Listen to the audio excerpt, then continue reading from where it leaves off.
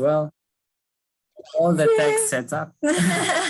Now we can relax. So every time that we do one of these live calls, there's everything not working at the beginning, like it is raining crazy or the internet just disappears, one of those things. But it seems that right now it's working. So we're really glad to be here today with Ratnesh and Aditi. We're Luz and David at Evolving Education, and our mission is to give you the tools and mindset to empower kids to take responsibility for their learning and their lives. And one of the ways in which we do this is having conversations with amazing people like the two we have here today, and getting to learn from pioneering learning spaces from around the world that are reimagining how learning and development can be. How can we really support kids and youth and adults as well to keep on growing and bringing the best out of ourselves. So we had in one of our projections of one of our short films, we were lucky to have in there some friends from India that connected us with Aarohi Life, which is the Center for Open Learning that Aditi and Ratnesh founded a while ago, and we want to hear a bit more about that story. So we thought, let's take advantage of this and getting to know them better, getting to know what's happening over there, how's their community, what are the things that we can learn from that amazing space. And we were wondering, why did you start the Aarohi in the first place, and how long have you been working on that?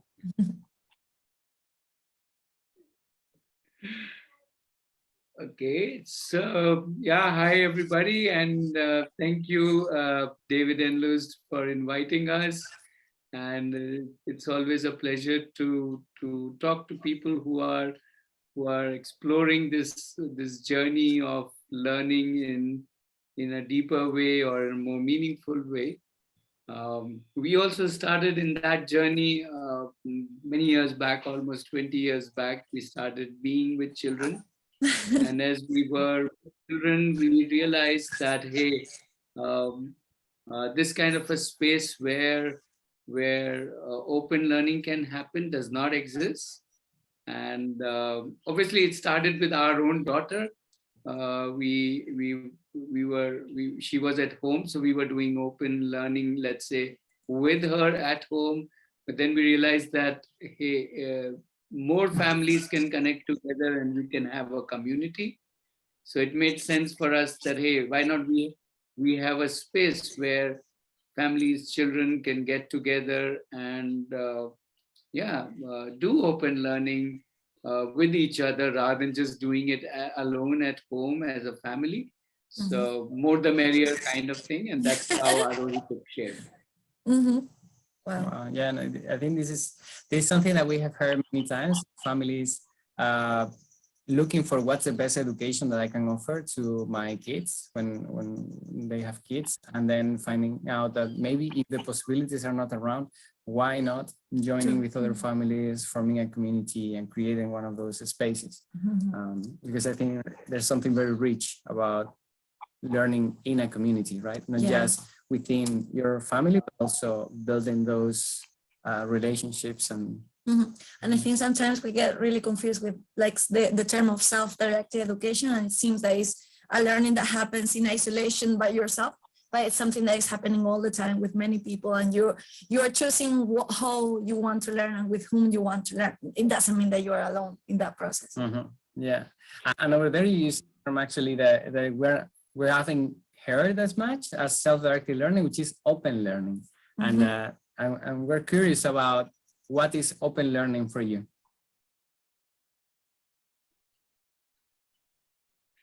Okay, if I were to have choose one word of what is open learning, to me that means possibilities. That is what open learning is that I live out of possibilities. And since there is like abundance of possibilities of what I want to learn, how I want to learn, with whom I want to learn, how much I want to learn, and so on and so forth, I start choosing, I start designing my day, week, life, journey based on all the possibilities and what appeals to me at that time. So yeah, that's my way of looking. How do you look at it, Aditi? Yeah, so to add to what Ratnesh is saying, I think open learning means just opening up everything, and learning is not caged into a room or a book or a year or even a curriculum. Means, everything is worth learning, or rather anything is worth learning. So open learning opens up everything for any learner. Okay.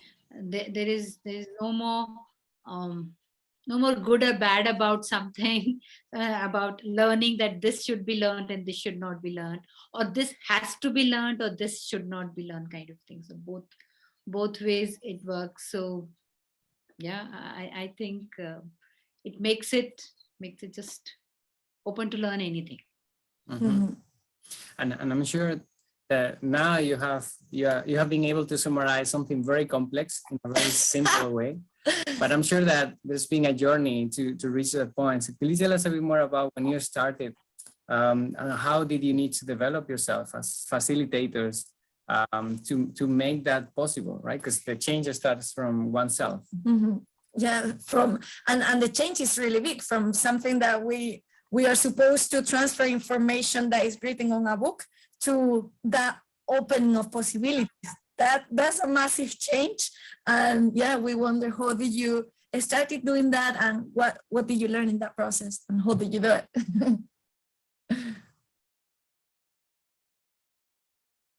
Yeah, so one of the things, if you ask me, what led us to be able to walk in this path as facilitators or part of the community, is that um, you know I think the children whom we were working with, they constantly kept on telling us that, um, in different forms, that hey, re-look into the way learning is being looked at. you know so we were not different when we started. We started as facilitator. When we started, we thought, okay, fine, open learning, so we will make learning fun for children, and we will make it activity based learning for them. And but still we were holding to ourselves that we are the one who will give learning to the children. uh, but when we were working with them, and then the kind of reflections came that we are not required. And I think that was um, mm, quite a learning for us, that learning doesn't depends on me. I can only facilitate. um, I can only be there with the learners, rather than coming, that I'm higher and the learners are lower, so then you come on, you just learn from me, kind of a thing. And I think they are still our guides. All the children whom we work with, they're still our guides, because every time we work with a child, it's a new learning, because that child is different. Yeah. So yeah, you want to add something? Yeah, it's continuous. So I think the journey of facilitation is always going to continue. It's not that we have become a facilitator. We are still learning how to facilitate. Each child, each individual is different, and that leads to each day being a new day. And sometimes you think, wow, this is a new day and a new child, or a new family or a new group, and wow, like we are kind of starting fresh. I think that keeping that mindset is fantastic, because yeah, you keep you keep being a learner yourself. So that humbleness to recognize, I don't know everything, and then I can keep learning everything I wish. And also creating that connections with the kids and with the families. I think that is super beautiful. And I was remembering what you called it the other day when we have the previous call that you were saying a facilitator is a possibilitator. I really like that because it's opening up all that possibilities, and that's beautiful. That's for me what education should start doing, to open possibilities so people start to figure out which one are their passions and what do they want to do today. Not in the future, but today.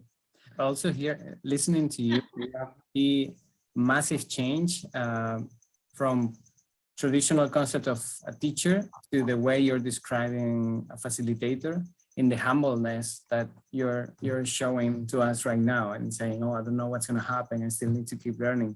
That's incredible, because traditionally the position of the teacher is to hold the knowledge and to be the wise person in the room, and everyone needs to follow their advice and follow the steps that they are saying because they really know everything. But you're saying, no, we really need to step down and being humble and say, we know as much as everyone, and we can, and the kids are our guides, and we can learn from them. And every day it's a surprise. That's wow, that's super heartwarming. And you're saying it very easily, but I'm sure this it's a long path of self-development and growth to be able to show the humbleness and vulnerability and feeling comfortable with it and feeling comfortable with the kids in that space. And I think that's what you project, that then you allow the kids to be comfortable being vulnerable and saying, I don't know, and then asking questions and researching and learning by themselves about those questions. And yeah, I can see how you're saying it very easily, but you're two amazing people to be able to do that. Yeah, no, definitely. And it reminds me of something. Last week we had a conversation with Fejo, who is a friend from Portugal. He studies philosophy. Your voice is a little breaking. We're not really able to hear you very clearly. Okay. Let's see if it comes a little bit back. I was just saying that last week we had a conversation with a friend, Fejo, and he said that the teacher is to become obsolete, is to work in such a way that at some point the kids don't need them anymore, that they see that they can create their knowledge and their learning and their life for themselves. And I think that's where you're embodying every day with that facilitation. Yeah. No, but it's What I want to share here is, according to us, the real facilitator to every child is the child himself or herself. That's the real facilitator. We are the, you can say, secondary facilitators. Everybody around, parents, anybody else is only a secondary facilitator. We can only play a small role. Yeah, we can show certain things, we can bring certain things, we can say certain things. But finally, that's only a limited, because we can only understand anybody else only in a limited view because we are outside. But the child, or anybody for that matter, that's the person who really is with himself or herself all the time. So that's a 24-hour facilitator. So I think if we look at giving the child the due to the first facilitator more importance than to us, then it works automatically. And then yeah, we can play a lot of different things. Not that we don't add value, we can add a lot of value, but the core has to come from the child or the learner himself or herself. So younger kids very, very clearly shows that they are the facilitators. Yeah. They learn what they want to learn. They will demand what they want and how they want to create. But somewhere as kids, move from 2 to 3 or 4 or 5 or 6 years old, they stop believing in themselves, maybe because we are telling that, okay, now stop learning by yourself, we are the one who will teach you. And as they grow, they completely shut that facilities within themselves, that okay, anything what I want to learn, somebody has to teach me. While the same 2-year-old child never asks that, now teach me language or teach me how to talk. They're just constantly learning, and they're using their own power which they have. So yeah. Yeah, an important thing there is the imitation of what they see. if they see people that are actually giving that space and that are vulnerable, then they are going to learn those things. And I think there's a really massive or a really important point of role modeling everything that you want them to be. If you want them to take their own control of their lives, you have to take that as a facilitator. You have to be embodying those things in order for them. So it's not like you have to take control of your life and your learning, but actually you being that representation of that way they can start absorbing and imitating that freedom, that responsibility, that being able to communicate with other people. Yeah. Yeah. No, go ahead. Not just thinking that probably for people that are hearing about this topic and about letting children lead and all of this, probably there are some questions that are coming up. Maybe they show up on Facebook Live or through our Telegram group. But one of those key questions that we also have ourselves is, if the learner is always leading, what about challenging them? What about helping them to get out of their comfort zone, to learn about something that can be interesting to them, but they don't know about it? Or maybe sometimes people think that, oh, when a kid or someone face a challenge, because it's really difficult, they are not gonna push through it. They are just gonna leave it and change to something else. So does that actually happen?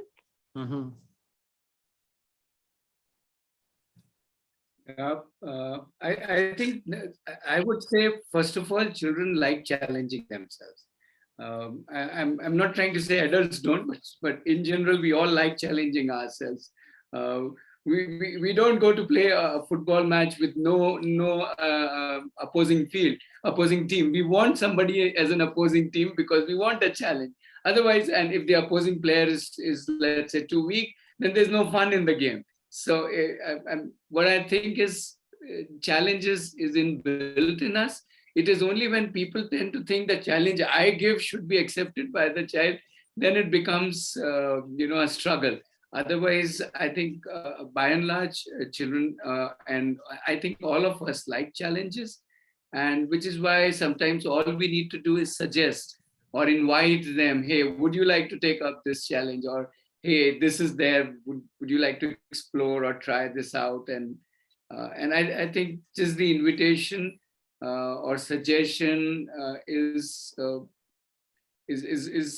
more than enough. Most of the times, we don't really need to do much about it. And many of the time, just conversation, as you and me would talk, and different ways, means sometimes I can give you feedback, sometimes I can criticize you, sometimes I can be with you, appreciate you, sometimes I can reject what you are doing. Means if I'm there at that level with you, that I'm not imposing myself, but then I can always reject your way of doing it. You can reject my way of responding to your learning.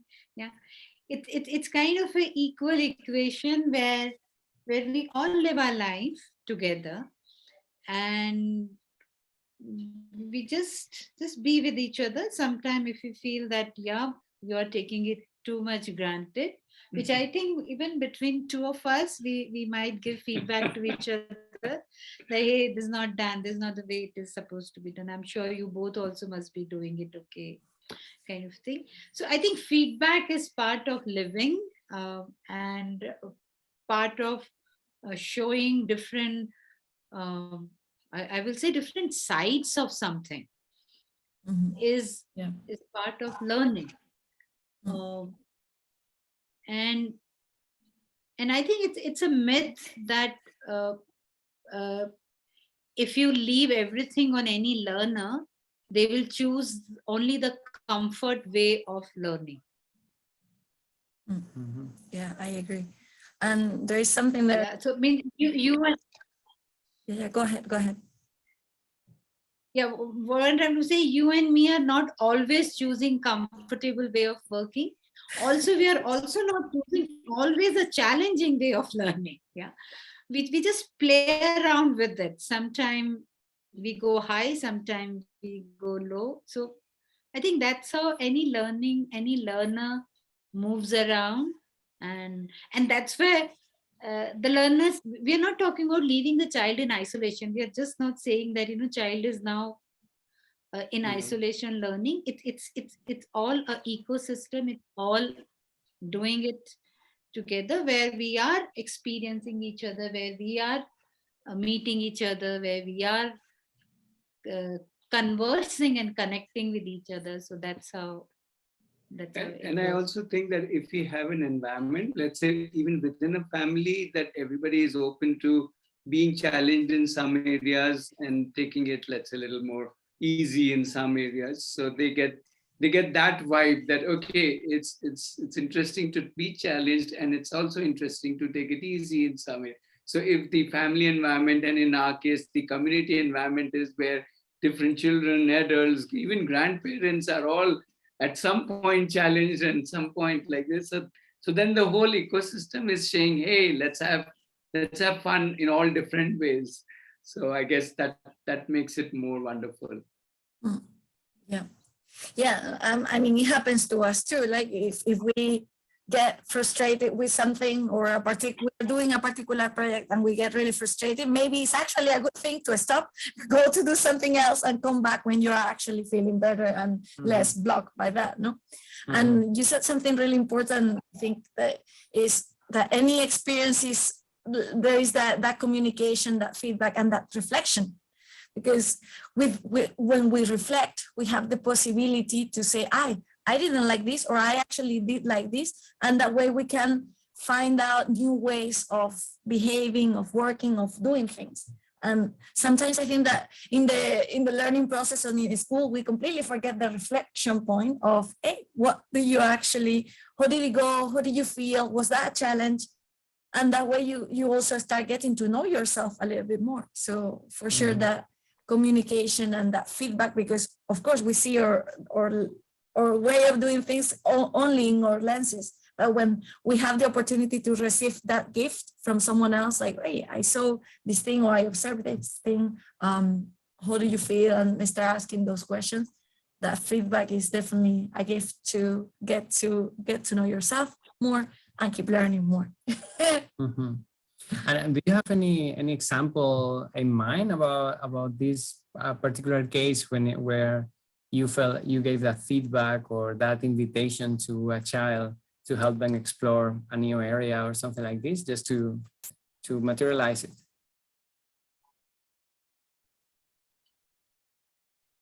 It actually happens almost every day with so many different things, because for us it is just like invitations. We keep giving invitations. It could be, as I said, somebody's watching something, and we say, hey, would you like to make this, or would you like to create this? And yep, snap on. Just today we were talking about one group is preparing a dance, and then we said to the rest of the groups, would you like to also make your dances, and then we can have a dance competition. And suddenly there is energy of, okay, everybody creating their own dances so that we can all compete with each other, right? So that's where the fun and energy grew. So this is like today, absolutely fresh example.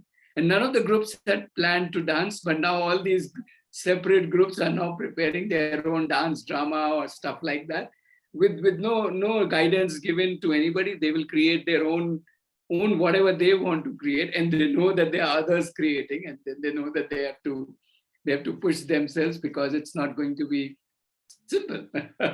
Yeah, so as you were asking for the example, this example I have shared in number of places, is that there were two children. One of my daughter, she was 13 at that time, and the other one 10 at that time. They both were working on, say, we want to just make a cafe, just like the idea of setting up a cafe kind of a thing. And simultaneously we were also working on a community kitchen construction. So I invited them. I said, okay, if you want to join and to get experience how to create something for your cafe, you can join in kitchen making. And they accepted it as, okay, fine, that's okay, fine, let's join making construction. They didn't know what they're getting into it.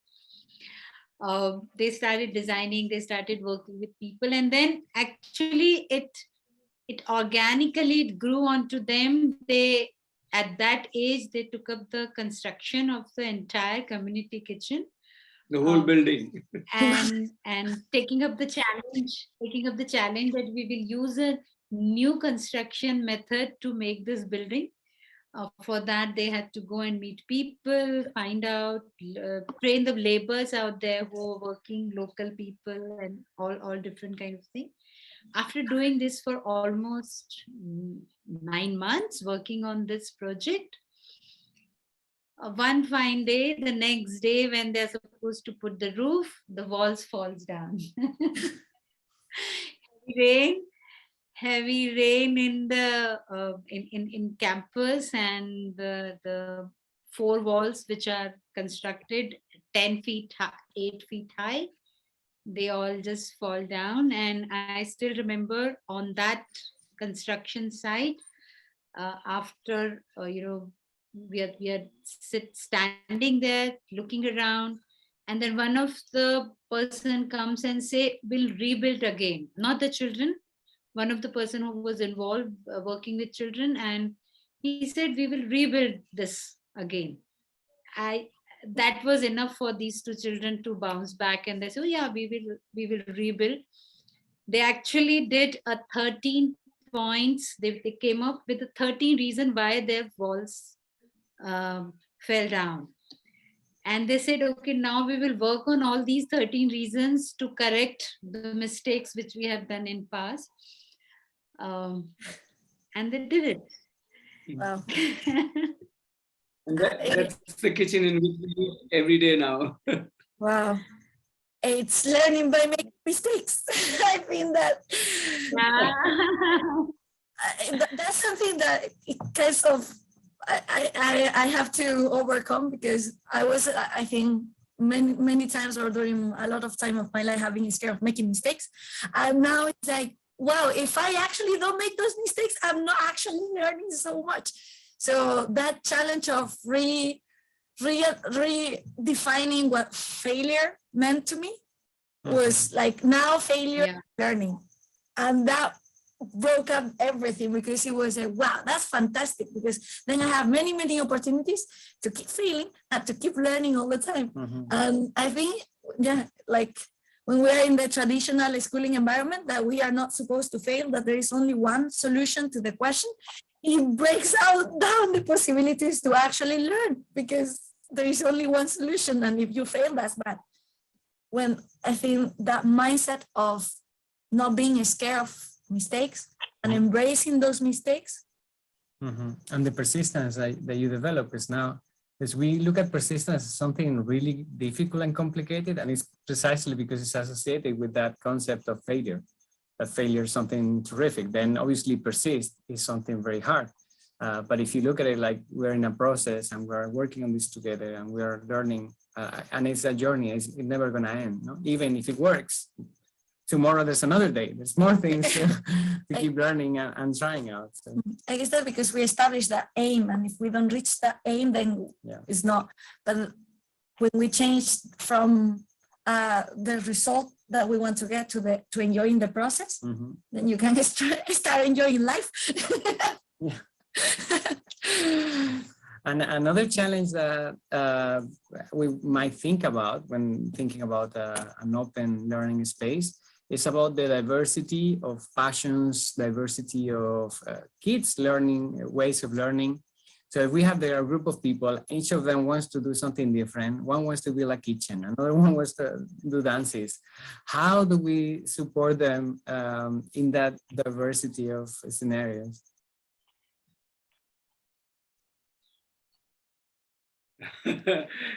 As far as I'm concerned, or rather we are concerned, we have never found that to be a challenge at all.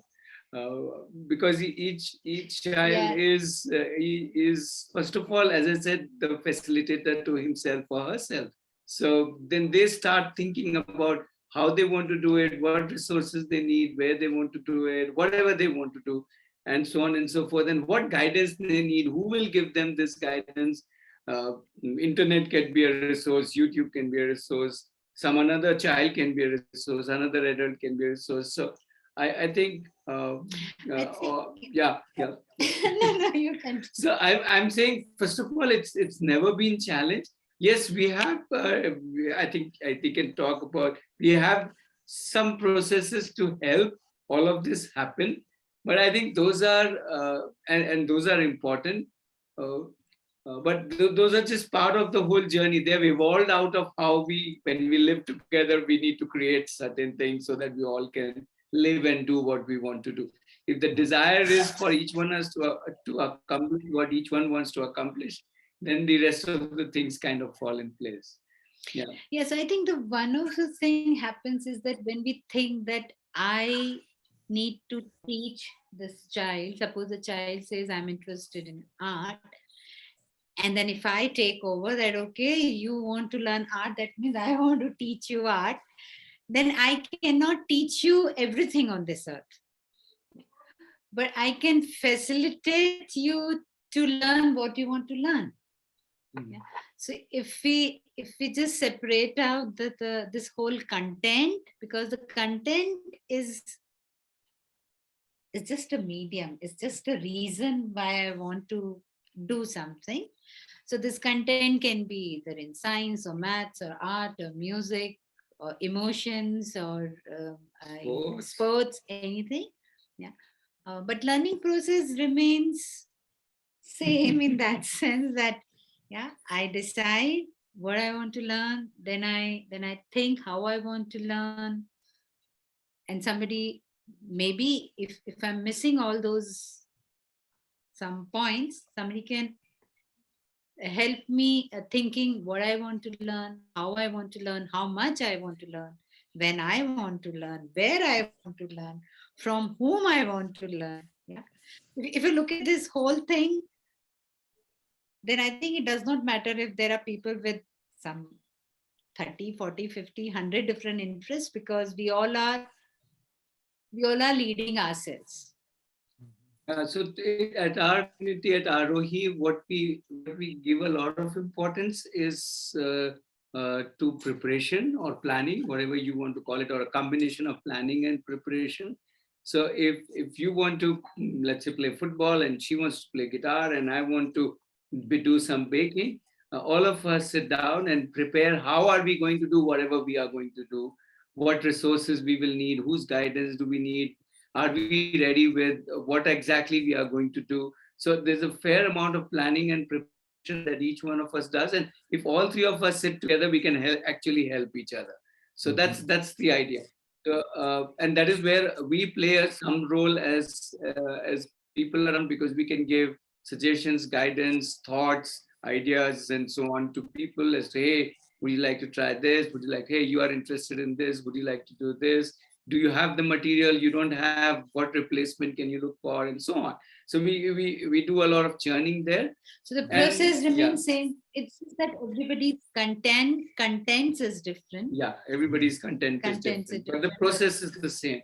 And in the same way, at the end of it, one can do reflection. Hey, so today I chose to play, do baking, and she chose how to play guitar. How she can think how was her guitar journey, and I can think of how was my baking journey. What difficulties I faced, what was easy, what was difficult, what skills I need, what research I need, whose help I need. So if I think back about my day, then I can plug it in, let's say tomorrow or whenever next time I'm doing the same thing. So this journey continues. So these two processes of what we call as planning and reflecting, planning, let's say in the morning or in the beginning of the week, and reflecting in the evening or at the end of the week. And in between doing. And in between lots of doing, failing, exploring, feeling miserable, feeling great, and so on. All that. That just takes care of everybody. And not that this is an ideal thing, as I said, as he is saying, everybody goes through all kinds of emotions and experiences and outcomes in this journey, and not everything is rosy, but that's the whole idea. It doesn't need to be. Life isn't about a straight line, it's a roller coaster. And yeah, so sometimes when people say, okay, open learning, so I can learn anything I want to learn, that means it's an easy learning. Yeah, so it's not about being a easy learning. It's about, is it worth, is this worth for me to, not the content, not what I'm learning, but this way of learning, where I'm constantly discovering myself, I'm constantly understanding myself, that what is that I want, how is that I want, how much do I want. So I'm constantly with me in that whole journey. Mhm. Yeah, and I can see how it's not easy at all. I mean, it's way easier to be fed content without having to be looking at it or thinking about anything. It's way more complicated, but you're doing already. And I can see how you can, like as a kid, you can get better and better, and as an adult, and any stage in life, to get better and better at it with time. Like the more you think about what you want to do and what you need to achieve your goals, and the more you reflect about what you have done, the more you're going to learn about yourself, about the things that you're really passionate about, the things that you're strong at, the things that you would like to develop more. There's so much potential in that simple process of thinking, kind of planning, projecting where we want to go, going to give it a try and reflecting about it. Yeah, it's changing a little bit the mindset of content is not the purpose. The purpose is to get to know yourself and to get to know how you learn, what you like, what are your passions, what you want to do. And then that is just the content, then is just the media, is what you do, but at the same time it's all about that self-development. And I think this answers also a question that I've been asked by some people that I just find in life. And I tell them a bit about self-directed learning or about the potential of empowering kids to take control of their learning. And they tell me back, but kids don't know what they need to learn. And we need to tell them what they need to learn. And then I think we have replied already that question, which is the most important thing that we need to learn is how to manage their own lives, how to go about with their own lives. And that's something that you don't learn with content. That's something you learn with a process of getting responsibility for your own learning and your own life. And the contents just will come in and out, and there were some things, and yes, maybe we don't cover the full curriculum, but do you remember the full curriculum? Anyone does? No, it's not, that's not the point. Yeah, no, but yeah, I think that this education is self-development. Self-development is get to know who you are, who you want to be, and what relationship do you want to be, you want to have with the rest of the world. So, yeah.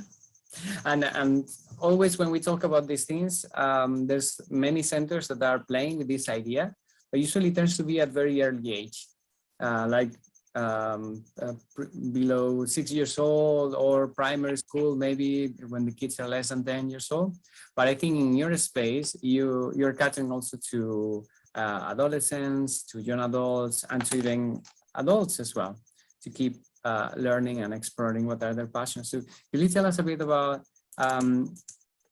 whether there's any change, or how it goes from transitioning from being a kid to being a young adult that is managing their learning?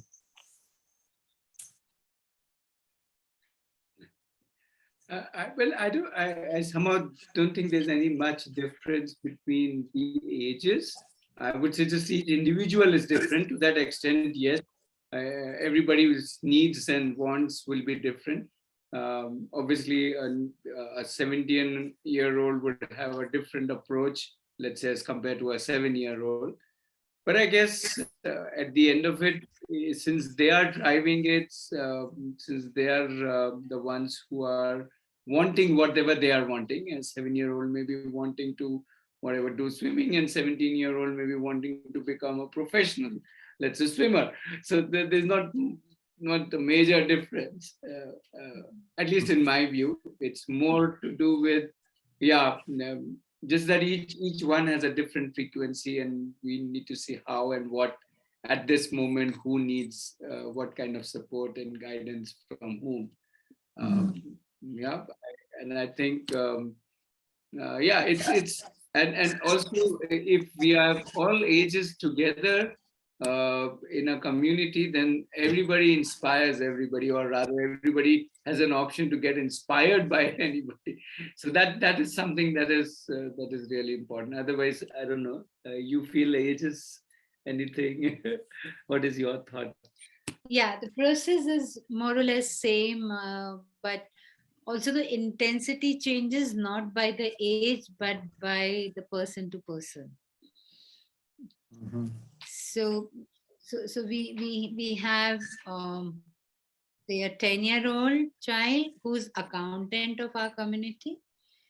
We also have say 16-year-old who would say, I just want to explore different thing, I don't want to go behind one thing. um but the point is, as you said, David, is this open learning is not that okay, you just do it till you're 6 7 year old and then you get back to a kind of a serious stuff which is considered as academics and all that. According to us, I think they are serious right from the day they are born. They're serious about their life. We all are serious about our life, our learning, our whatever decisions we are making. So we do have people of different ages. So it's not only the younger ones are there in the community, 17, 18, um, also moves on. Um, some like to get into expertise level, some like to get into enterprise level, some like to continue with exploration level. Um, so Yeah. so different levels, different people Yeah, decide. I always keep saying that if you look at a 1-year-old or a 2-year-old, they are one of the most serious learners I've seen. All the time, they and they go for it with so much, focus. If they want to explore something, they will explore it, till they are totally done with it. Otherwise, they will keep on. I remember when my son was very small, he would want to hear the same story exactly every single day. I mean, that's the clarity somebody can have. Same story, and if I try to change here and there, he is not okay with that. Yeah, They're all serious. yeah. I guess that also from that relationship with from people with many different ages is super rich, because then you have all that experiences from all of them. That's must be magic, I think. Mhm. Yeah, supporting each other in the process. But I think one of the reasons why many people take their kids or why there aren't that many options for kind of secondary education, high school, for teenagers, is that people have that fear that at that time you need to be To become serious. yeah, you need to be ticking the marks to be able to get degrees, to go to university, get certificates, all these kind of things, because you need them to have a job. No, that's one of the big objections about these different ways of learning, that oh no, but they need those certificates to have a job. So what do you think about that? Well, I think two things. One is, if I look at the world, and even people who can be termed as employers and companies, I think the world is no more the same. Maybe it was like this 30, 40 years back. But in today's world, people are looking for expertise. If you have the expertise, it doesn't matter whether you have a degree or a college or something. So young adults who want to get into a profession, yes, they can go to a conventional system, as you were mentioning, but they can also chart out their own path, get the required expertise, build their portfolio, and then they can present it to others to either get a job or get business or get freelancing work, however they want to turn their own expertise into profession.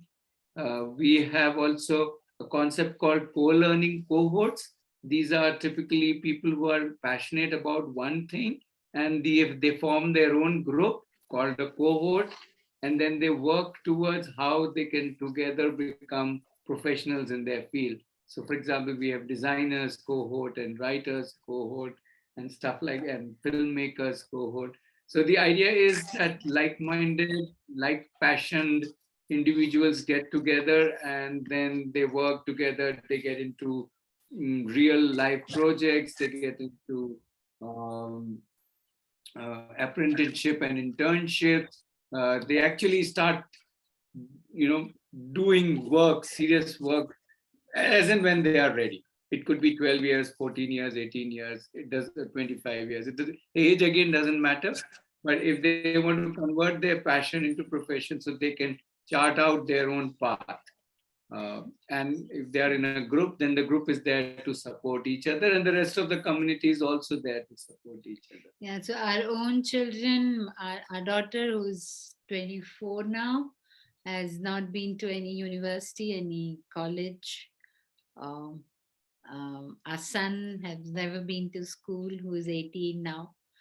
And yeah, I think they both are just learning and earning what they want, how they want, and what they want to do.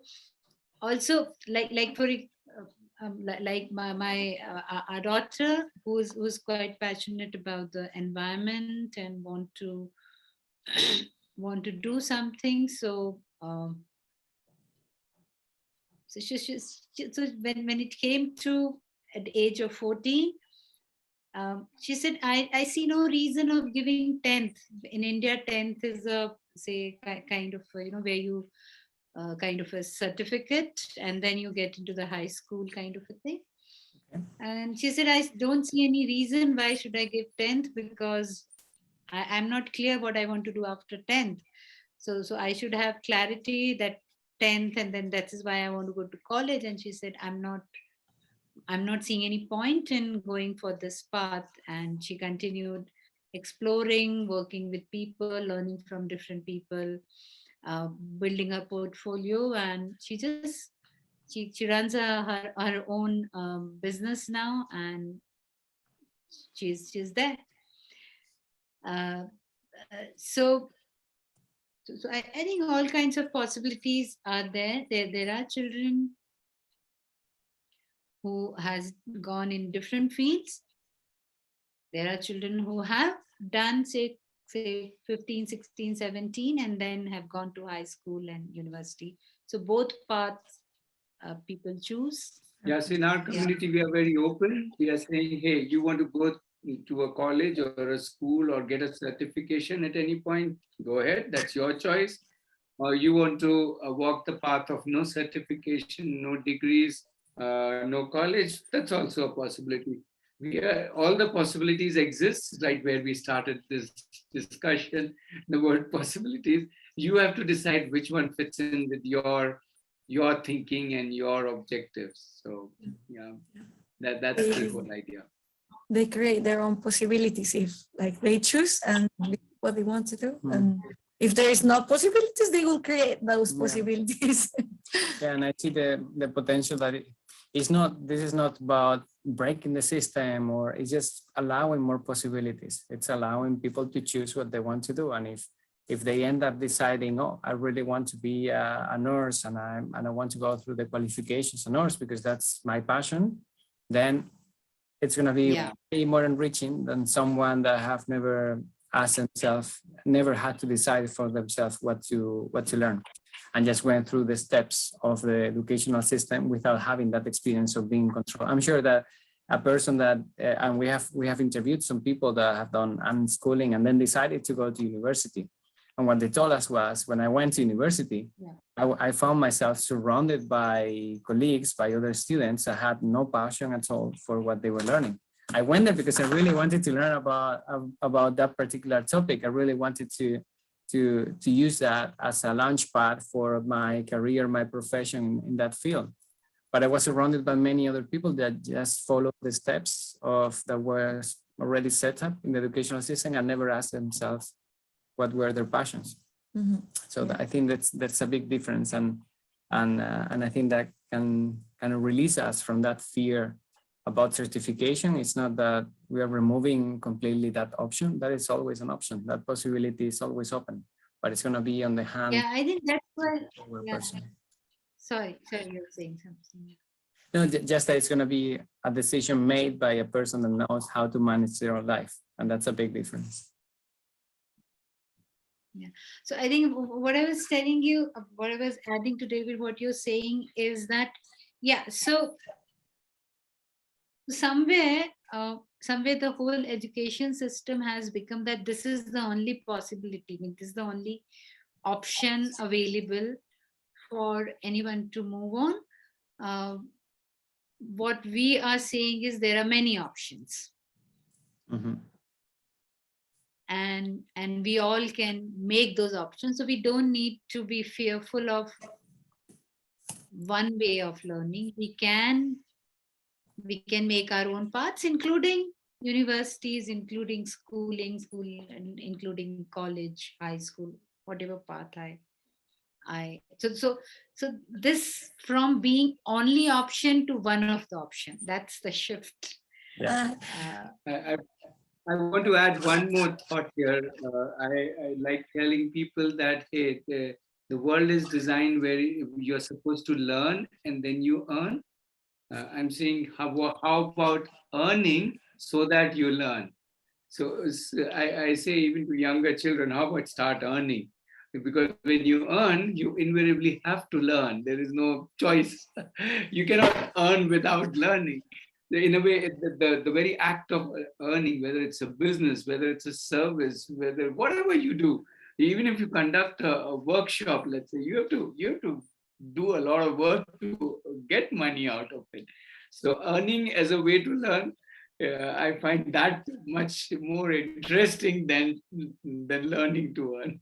Mhm. Yeah, we met one guy, Deacon, that he says there is no mainstream, but many streams. I really like that. He said, Many, many yes. streams, many possibilities. Also in India. Actually. Yeah. It was amazing. But well, all these things go completely against the things that we have learned and that path that it has been completely structured that we have to follow. Like normally there is a mainstream and not many streams. So how do you actually de-school yourself? How do you unlearn all these things in order to be able to create that new many streams, that new path? Yeah, in a way, kind of philosophically, many people agree with what we're talking about, but it's very hard to free ourselves from expectations, and all these things that we think that should be in a certain way. So, what has helped you the most to, free yourself from those expectations? Yeah. I'm not sure I got your question. Can you repeat that, please? The voice is a little breaking. Yes, Okay. and I will also copy it in the chat. I only got the part, what has helped you, and after that I missed it out. Yeah. What helped you most to de-school?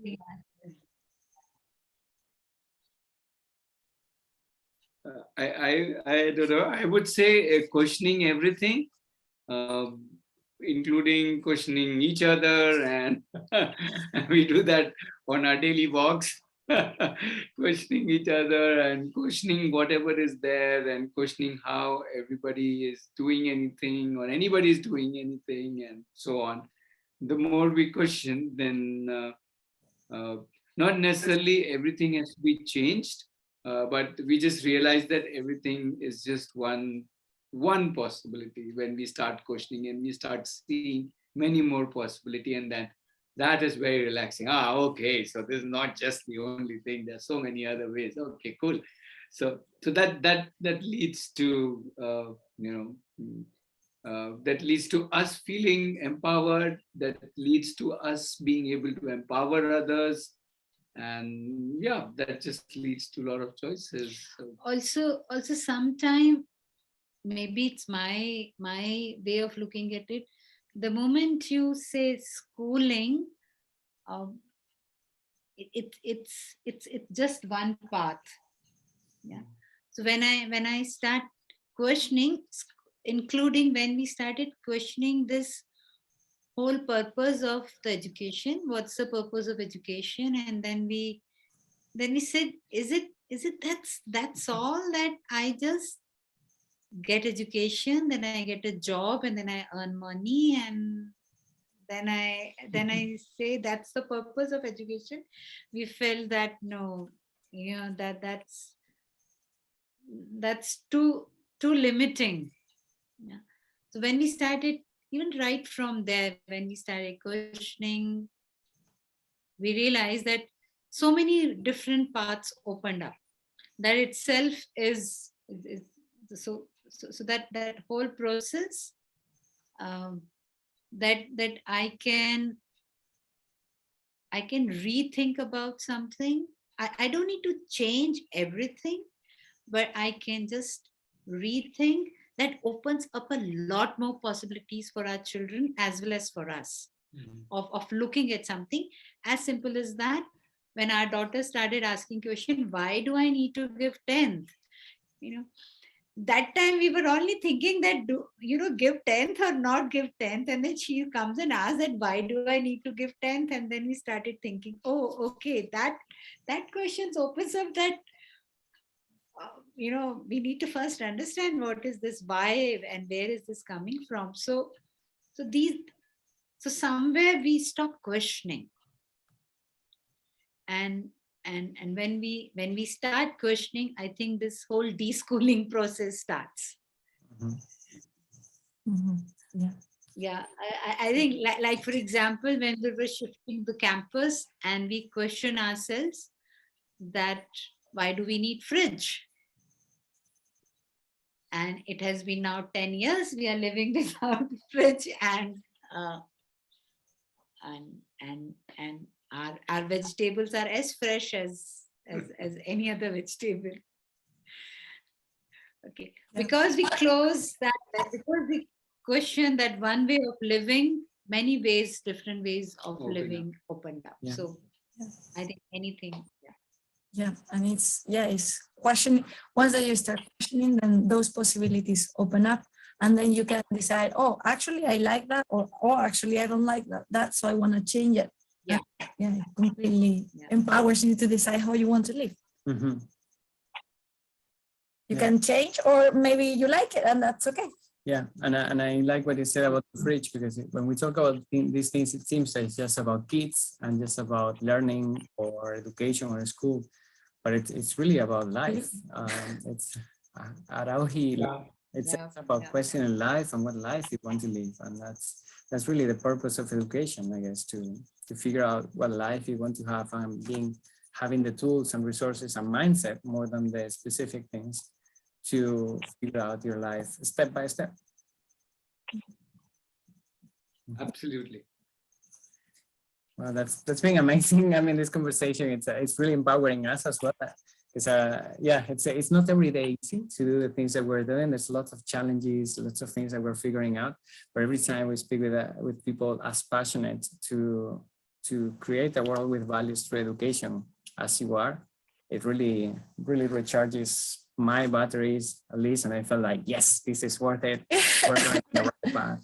We need to keep sharing other ways of learning, other ways of living. And living. Exactly, is that part of learning and living, and choosing how you want to live. Yes. It's hard because sometimes it's completely uncertainty. It's like, what is this? I don't know which possibility to choose, but it's okay to fail. It's okay to keep figuring out, and one day or maybe never, you will find but it's because things are going to change depending on how you are at that point. So, but the thing is, like, every day you're going to be taking the decisions that you want to take for that day, and you're going to live how you want to live that day, and it's a constant process of learning, getting to decide how you want to live. Yeah. So Aditi, it's hard though. Thank you so much for sharing this space with us, for connecting with us from India. I think it's pretty late for you. So I'm sure it's hard to keep up the creative communication and energy when it's so late already for you. So thank you so much to be with us and to be an inspiration for people around the world. And I think India in particular, this is something that we have discussed a lot, because many times when people look for innovation in education, they go to the Nordic countries, or countries that that are very rich. I mean, and they have lots of resources. And of course, with lots of resources, you can do lots of things. But for us, where we have found the largest diversity and creativity in education and ways of living has been in places like India, like Mexico, where there's a history that have pushed people to question how do we actually want to do things and how do we want to live our lives. And that's incredibly inspiring for us. And that's something that we want to keep sharing. And most of the materials that we share in our trainings and come from what it's called the global south. We could call it the creative south, because it's really a powerhouse of radical thinkers. And it's that diversity that is still alive and hasn't been trimmed completely. Mm-hmm. So thank you very much. Thank you. Yeah, for us also, it's a pleasure to interact with you all and to continue to see how we can connect with more and more people across the world who are exploring and spreading the message of possibilities, because that I think is most important. The rest of the people will take over once they realize, oh, there are more possibilities. So yeah, thank you so much. Thank you. That's a good way to end up. There are a lot of possibilities, so go and explore. Thank you. Thank you very much. Have a really nice night. Yeah, thank you. Bye-bye. Bye-bye.